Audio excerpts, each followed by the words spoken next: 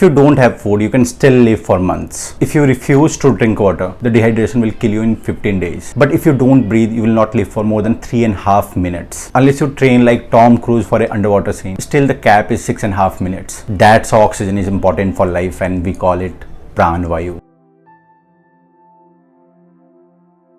Only the presence of oxygen makes this planet Earth a living planet. The layer of atmosphere it contains is the only source of oxygen for every life form. इस planet के सारे living organism को oxygen की जरूरत पड़ती है to perform respiration, which in turn produce energy to sustain life. So basically every life form on this planet is a consumer of oxygen. सिर्फ पेड़ पौधों को छोड़कर, क्योंकि photosynthesis is the only process that produce natural oxygen. Even plants use oxygen for respiration to produce energy for its growth, generally in night. इसलिए बोलते हैं कि पेड़ पौधे भी रात को ऑक्सीजन लेते हैं एंड कार्बन डाइऑक्साइड छोड़ते हैं. So it is not that suitable to sleep under a tree at night.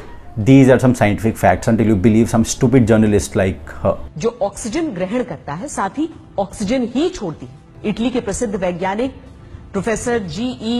बिगेट ने गोबर के अनेक प्रयोगों द्वारा सिद्ध किया कि गाय के ताजे गोबर से टीबी और मलेरिया के कीटाणु मर जाते हैं. 1 तोला घी से यज्ञ करने पर 1 टन ऑक्सीजन बनता है. So atmosphere contains 20.9% oxygen produced by plants, which is enough to sustain life. I mean, हम doubt भी कैसे कर सकते हैं? We can see ourselves living, but ये तब enough है जब हम सब healthy हैं. A normal healthy person का blood saturation should be around 95% and above. Problem तब शुरू होती है जब ये 95% से कम होता है और कम होता चला जाता है. And this coronavirus, which mainly affects our respiratory system, जो हमारी बॉडी में ऑक्सीजन पहुंचाने के लिए रिस्पॉन्सिबल है. That is why COVID-19 positive patients face difficulty in breathing and his blood oxygen level drastically falls down. डॉक्टरों की माने तो अगर ये 95% से कम है and you are COVID positive, then you should see a doctor. अगर टाइम से आपको मेडिकल ऑक्सीजन सप्लाई मिल गई, then you could be saved. That is why this huge demand of external medical oxygen supply has occurred, because every COVID serious patient need the external medical oxygen supply. Thanks to our ruptured healthcare system, we were never prepared for this pandemic. और सबसे अजीब बात यह है कि हमें पूरा 1 साल मिला था प्रिपेयर होने के लिए. तब हमारे लिए फेस्टिवल्स एंड इलेक्शंस जरूरी थे. और किसी ने सही कहा है कि हमने हॉस्पिटल्स के लिए कभी वोट ही कहाँ किया है. हमें तो हॉस्पिटल से ज्यादा मंदिर और मस्जिद चाहिए.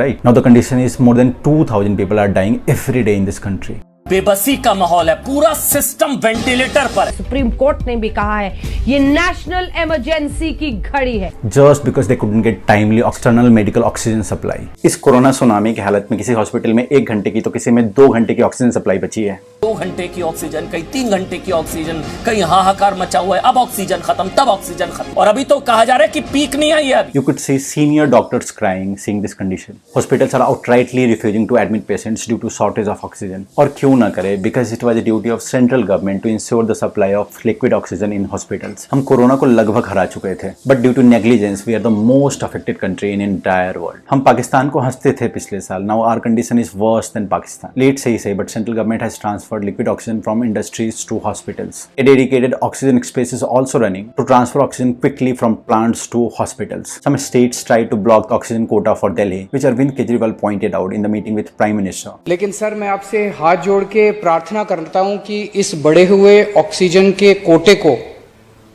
दिल्ली तक पहुंचाने में हमारी मदद करें.